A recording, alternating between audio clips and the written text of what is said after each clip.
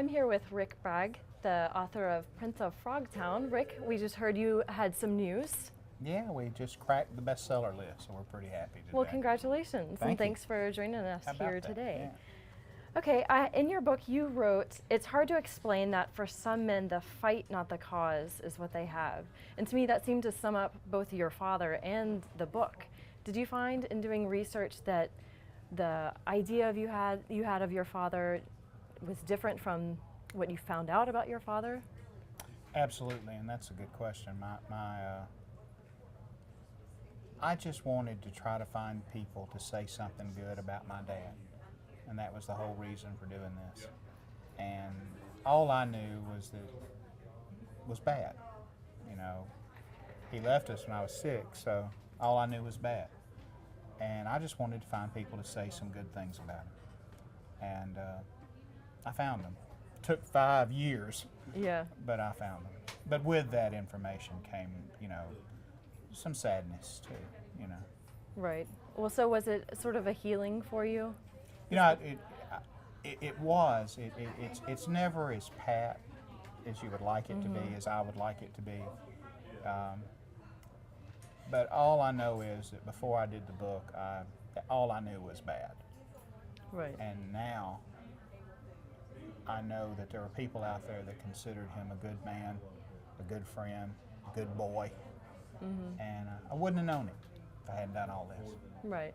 And it seems like in this book you really were trying to do right by your father because you had some ground to make up for from the first one, yeah? Sure. In Chowton, he was very much kind of the blunt instrument I used to pound out the story of my mother.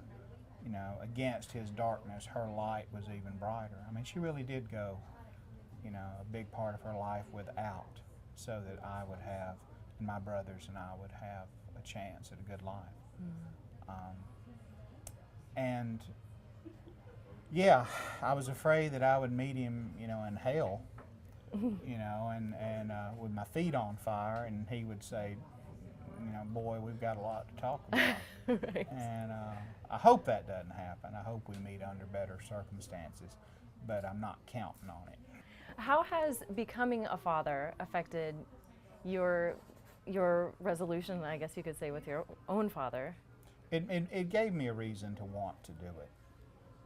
In a way, it was the impetus. It gave me a reason to want to try to do it. And it also just completely rearranges your life. I mean, Yeah. I'm almost 50 years old. I'm sorry, that just staggered me for a minute. But I'm almost 50 years old, and now all of a sudden I'm having to be, a little more responsible. It's hard as all get out to be responsible. I don't like being responsible.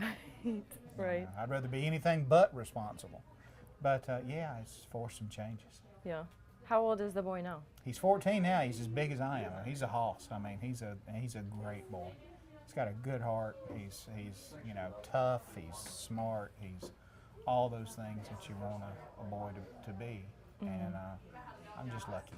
Well, so does it seem more like you changed your mind of what you expected him to be, or he kind of grew into what you wanted him to be? Oh, I think that both. Yeah. I think both. I think he grew into a fine young man. And he was always a fine young man. I was just stupid. I was scared that because he was a little boy that that he was too gentle or he was helpless. Well, of course he was. He was a little bitty boy. He's a little boy, and his mom kept trying to tell me that. And yeah, I just don't hear things sometimes. Okay, now in the acknowledgement you said, I can let things lie. And then you also said that you had something in mind for an upcoming book. Can you tell me what? Yeah.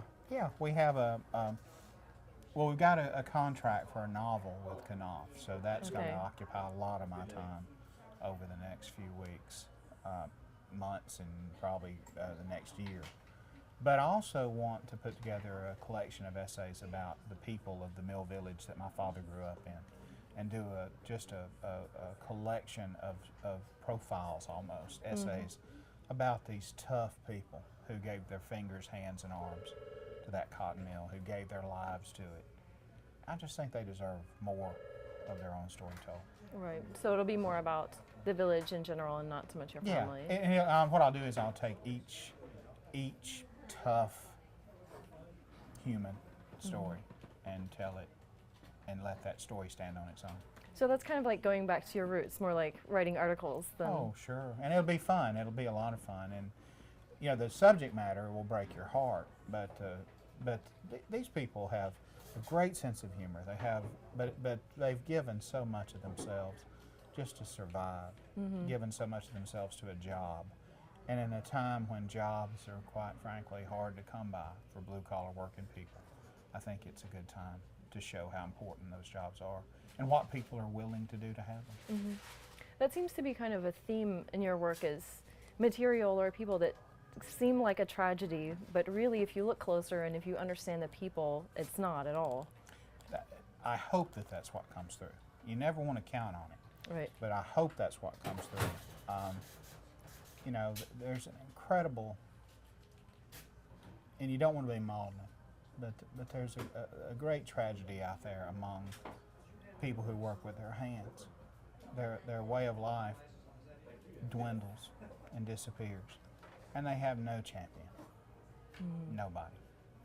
Not politically, seems like not economically. They have no champion.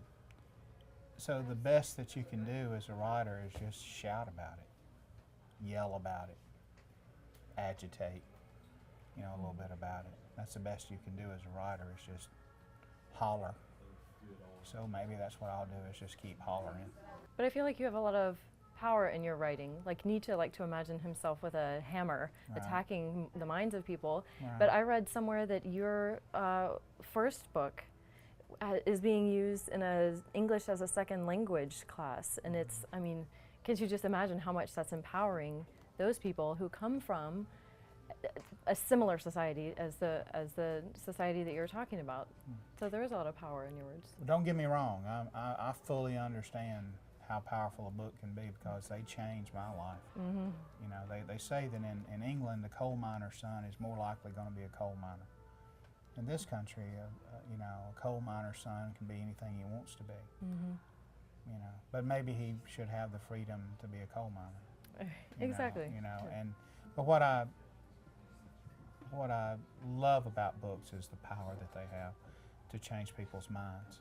What I hate about them is when the people in them are ignored. And sometimes I wish a book instead was you know, I would happily trade places. I'd trade one of those books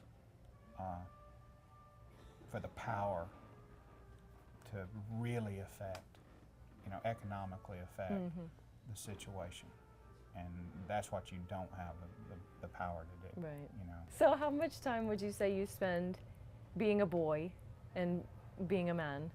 Oh, I don't know. If I had my choices, I'd spend no time being a man. Yeah. There are times when you got to stand up and be one, but those are rare. And I'd rather be a boy all the time. I mean, I really would. I mean, being a boy is great. You know, being a boy is the best thing in the world. You know, being a boy, you get away with murder.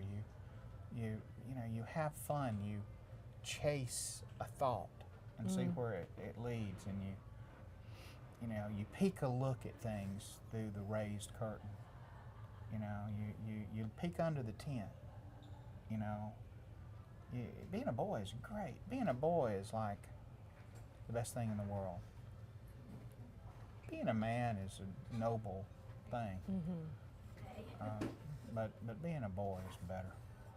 Well, do you have any last words about your book or anything you'd like to share? I just think that fathers and sons, and maybe mothers and daughters, might see something in it that reminds them